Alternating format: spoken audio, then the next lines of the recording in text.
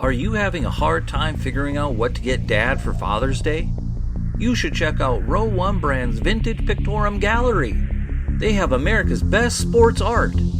With over 7,200 historic sports prints, you're assured to find something unique for Dad this Father's Day. Instead of a boring old tie, get him a historic baseball photo taken by Henry High Sandom at the historic Polo Grounds Stadium in New York City during the 1894 Temple Cup. Or, if he's an NFL buff, check out the 1963 vintage NFL poster. These are so good looking that you'll be amazed how they turn out. Shop now at sportshistorynetwork.com/row1 and save 15% off your order.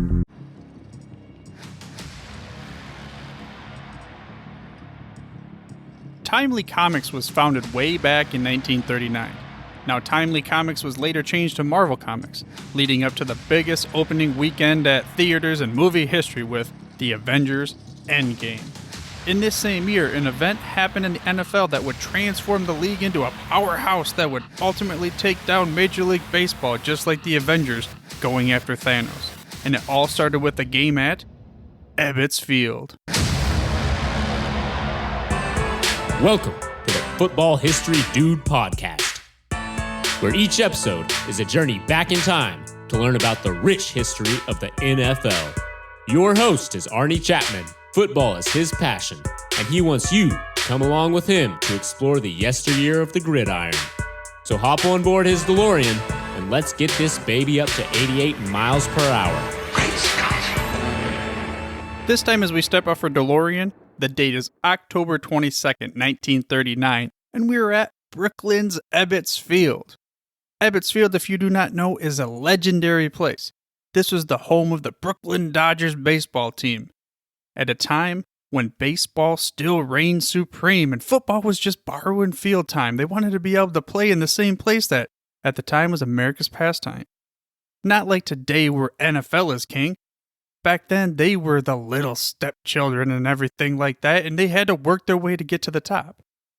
And the subject of this episode was one more building block on the way towards that final chapter of taking down Major League Baseball just like the Avengers did to Thanos. But how about a little side knowledge nugget for you? Nowadays, Ebbets Field, the place where it was torn down, and it is actually an apartment complex. So many of the fans that were able to enjoy baseball games there can live in the apartment complexes. But getting to why Ebbets Field, October 22nd, 1939, why was that even important? Well, this was a game between the Philadelphia Eagles and the Brooklyn Dodgers. But it really wasn't that big of a game. It was just a regular old game that, the Eagles would lose 23-14, as was pretty common at that time for the Eagles, as we found out in the NFL draft episode. The Eagles were always at the bottom. There was a crowd of 13,050 fans on hand for this historical game. But they weren't the ones that mattered. It wasn't the fans in the stands that made a big difference for this particular game. There were also 3 future Hall of Famers on the field. Quarterback Ace Parker and tackle Bruiser Kennard for the Dodgers. I mean, come on, you gotta love that name, Bruiser Kennard. But for the Eagles, Bill Hewitt was on the field. So you have these 3 future Hall of Famers all on the field. But that wasn't what was important. It wasn't because they made these great plays or anything like that. This was a game that was going to mark the dawn of a new era. It was like when Galileo took that telescope and he decided, I'm going to point that sucker at the heavens and a whole new world is going to open up. Sure, it wasn't like today where we get to see the NFL, crazy fans all over the place watching it from across the pond and that kind of thing, but it was the beginning. Galileo, he was the first to see craters on the moon. He discovered sunspots, rings of Saturn, and perhaps his most famous discovery, the moons of Jupiter, which are known as the Galilean moons. So here we are, the game that is so important. The time was not for the fans in the stands to be able to say that we are significant this time.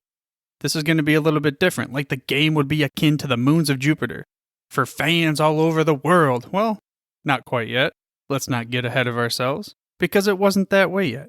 But this is still a new discovery, and it is mind-blowing for those fans that were able to experience this event on October 22nd, 1939.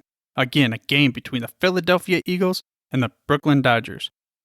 But it wasn't the game itself. You see, this game could be considered Jupiter. But NBC, National Broadcasting Company? Now, I'm going to kind of call this the telescope, because National Broadcasting Company will give the right for Alan Skip Waltz to be Galileo and become the first play-by-play announcer for a televised national football game. So, to give you an idea though, going back, Skip would recall later in an article about the game as such. It was late in October on a cloudy day, and when the sun crept behind the stadium, there wasn't enough light for the cameras.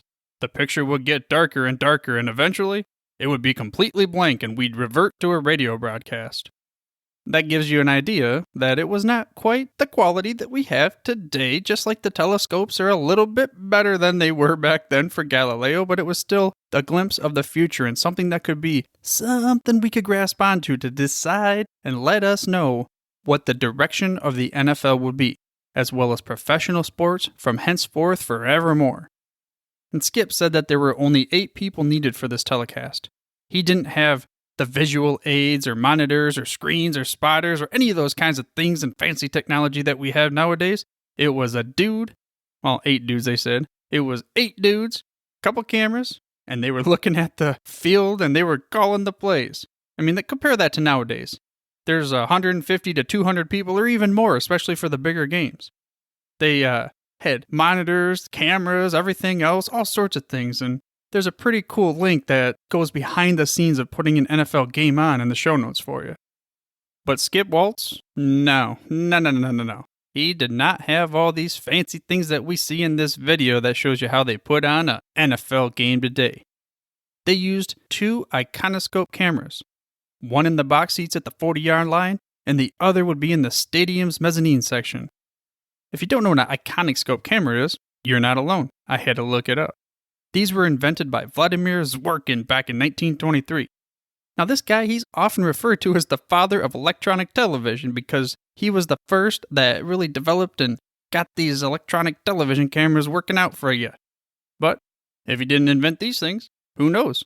They might not have ever pursued television as an avenue for you and me to be able to sit here, eat my bag of potato chips. I like to cook a little bit of deep dish pizza, pepperoni green olives, that's my jam. Watch the games, and enjoy it on the couch on the Sunday afternoons. But going back, we already talked about the limitations of the camera with Skip's recount, and here's another thing that he said about the action.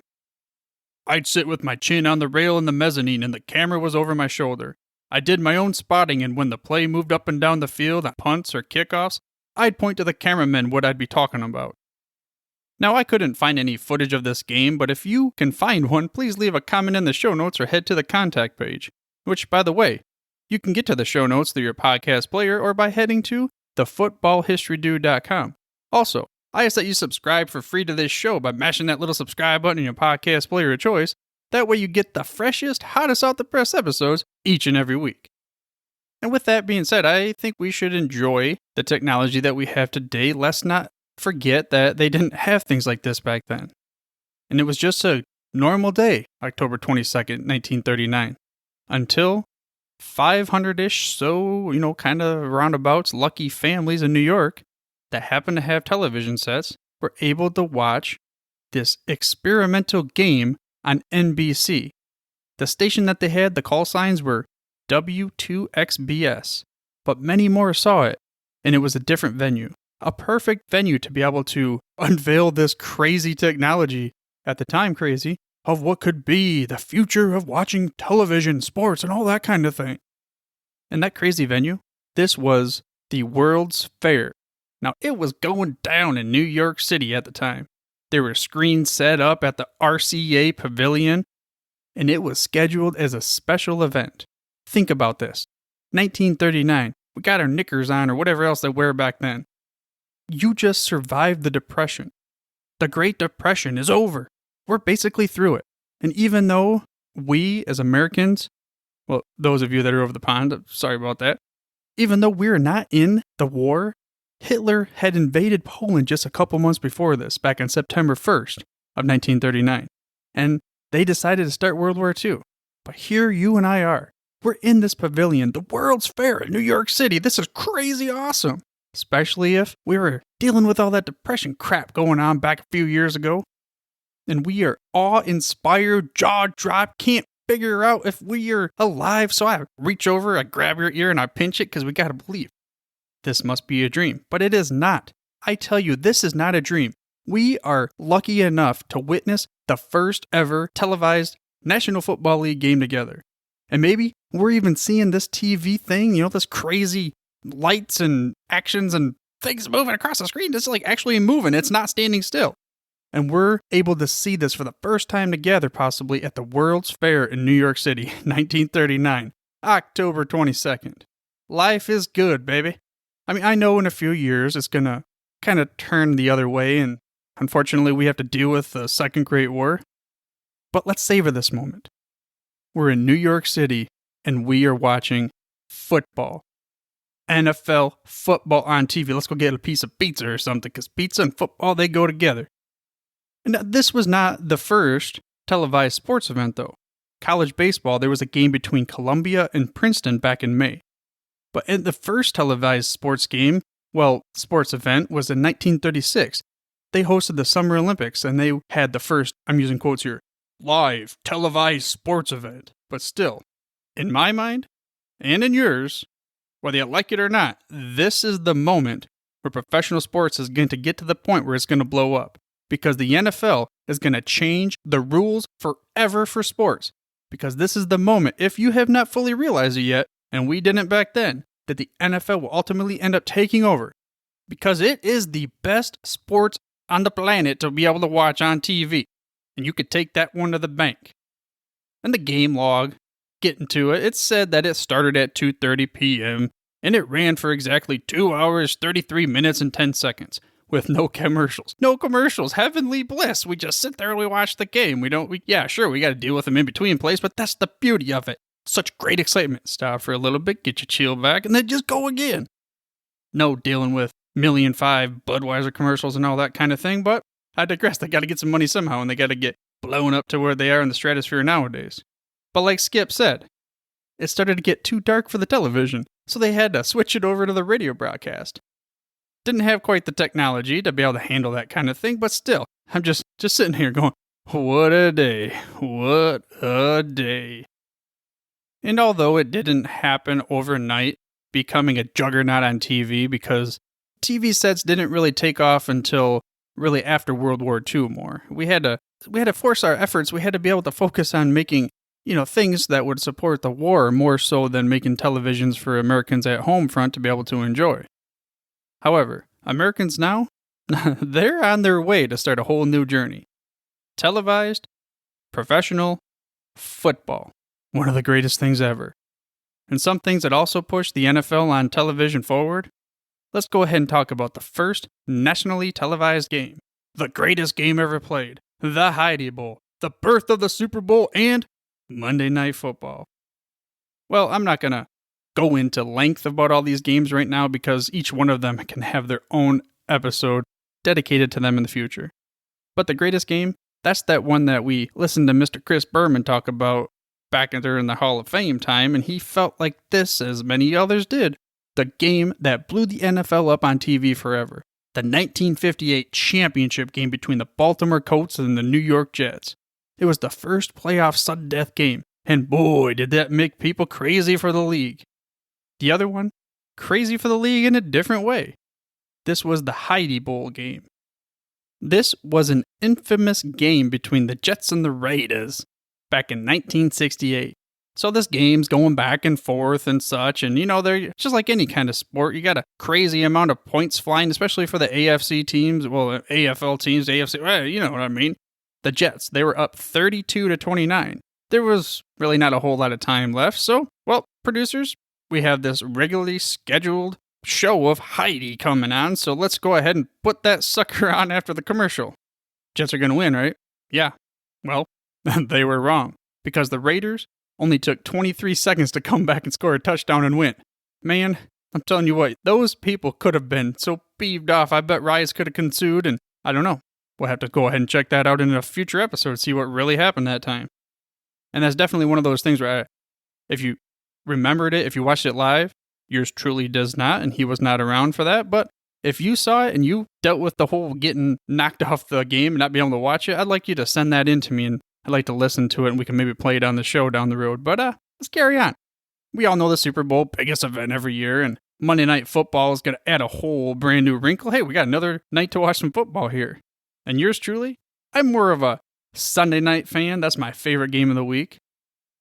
And although the NFL was not as popular nor lucrative back in 1939, TV and revenue, well, that's just a synergistic relationship for the NFL and the reason why it has become the juggernaut in American sports as it is today. Roger Goodell, your commissioner, he has given the goal of $25 billion in revenue per year by 2027. And I think they can get there because it just has that trajectory growth. And of course, there's a lot of things that are happening nowadays that have been given fans and other people kind of worries about if they're going to get there. But I think they have the shot. And I'm one of those guys that's going to keep giving them money, going to keep watching the games, going to keep buying stuff, going to play fantasy football. I'm going to do all those kinds of things. So I'm contributing to the machine that is the NFL. But with that being said, the NFL is a revenue-generating juggernaut and is easily the king of revenue for professional sports in America. The biggest contributor is media, and this game back on October 22nd, 1939 sure did start it off right. To give you an example, though, of one of the deals, this is how much money is generated through television contracts. Let's go back to last year, when Fox signed a deal to broadcast Thursday night football games. The deal was for over $3 billion for the next 5 years. This means that for every Thursday night game, Fox is paying a total of $60 million.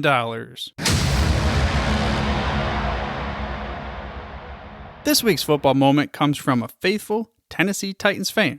His moment is not a favorite of his, but it tells a tale of how the NFL needs to be careful. When TV took over, Burt Bell put some things in place to make sure attendance would not suffer. Now, there are other things taking the attention of people that could spell some doom for the league if it isn't careful. And this is a glimpse of that. Take it away, Jeremy. As many of you know, I'm a huge Titans fan. I enjoy watching the Titans, following them. I followed them ever since they came here when they were the Tennessee Oilers. And it's just neat to have a team close by. But as a preacher, I don't get to go to very many games. Sundays seem to be busy for some reason. But every now and then, I get a ticket or I get offered a ticket and I leave right after services and drive the hour up to Nashville to go see a game. So one day I got a ticket to see the Texans play. And as a Titans fan, you always want to see the local team, your AFC South team, defeat another AFC South team. I've seen the Jaguars several times. I've seen the Colts several times, but I've never seen the Texans at all. So I took the tickets and took my son with me, and we drove up to Nashville. We got there late, of course, and we walked up to the seat, sat down and started watching the game, and I was watching the Titans drive and start to take the game over, and I looked over and my son was staring off into the clouds, and I said, "Are you bored?" He said, "Daddy, can I watch your phone? Can I watch YouTube on your phone?" We drove all this way, bought drinks, bought food, and all he wanted to do was watch YouTube on my phone. And they say football is family. I hope you enjoyed this week's episode of the Football History Dude and were able to gain some knowledge nuggets about that fateful day when Alan Skip Waltz called the plays in the first ever televised NFL game. If you would like to share your favorite football moment with the listeners of this show, head over to myfootballmoment.com. Now in the next episode, we're going to stick around the same era and with one of these teams that were involved here to learn about the time when the Eagles and the Steelers combined forces to create what was known as the Steagles. But for now, dudes, I'm through if you're through. Thank you for listening to this episode of the Football History Dude. To make sure you're the first to get the next episode, please subscribe on your podcast player of choice and head on over to thefootballhistorydude.com for the show notes and more information on the history of the NFL. And remember, dudes, where we're going, we don't need roads. We here at the Sports History Network proudly partner with 26 podcasts, all revolving around the history of sports. But did you know that many of our hosts were sports history authors way before they started their shows? It's true. We've got Joe Ziemba, host of When Football Was Football, Joe Zagurski, host of Pro Football in the 1970s, Mark Morthier, host of Yesterday's Sports, Tommy Phillips, host of Lombardi Memories, and Scott Adamson, co-host of From the 55-Yard Line. All these authors have many books for you to choose from. To check them out, go to our website at sportshistorynetwork.com/sportshistorybooks. Pick up your copy today. Soundtrack provided by Kevin MacLeod of filmmusic.io.